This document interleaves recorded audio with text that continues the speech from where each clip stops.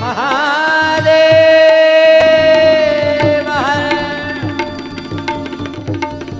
મહિમના સ્તોત્રમાં પુષ્પદન દેવી સ્તુતિ કરે છે કે સ્મશાને સ્વા ક્રીડા, મહાદેવ સ્મશાનમાં રહેનારા છે. પિશાચા સહગણા, પ્રેત પિશાચોની સાથે ફરનારા છે. ચિતા ભસ્મ લેપહ, ચિતા ભસ્મ લગાડનારા છે. આવા બધા મહાદેવ છે. કેવા? તો કે અમંગલ્યમ શીલમ, જેનું શીલ અમંગલ્ય છે, આવું પુષ્પદંત પણ કહે. જેમ દક્ષ એવું કહે છે કે પ્રેતા વાચ્યેસુ ઘોરેસુ. અહીંયા દર્શન કરીએ તો બેયના શબ્દો એક સરખા લાગે. દક્ષના શબ્દો પણ એ જ છે, પુષ્પદંતના શબ્દો પણ એ જ છે, છતાંય ભાવ ભાવમાં ફેર છે. એટલા માટે દક્ષને દંડિત કરવામાં આવ્યો અને પુષ્પદંત ઉપર વરદાન થયું મહાદેવ.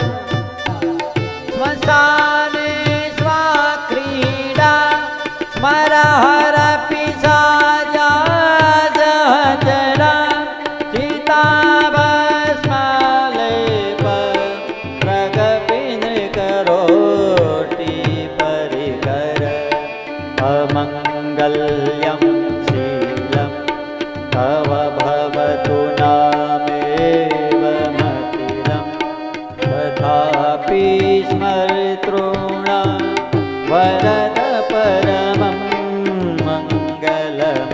શું કહે? હે મહાદેવ, તમારું શીલ અમંગલ્ય છે, પણ તવ ભવતુ નામેવ મખિલમ.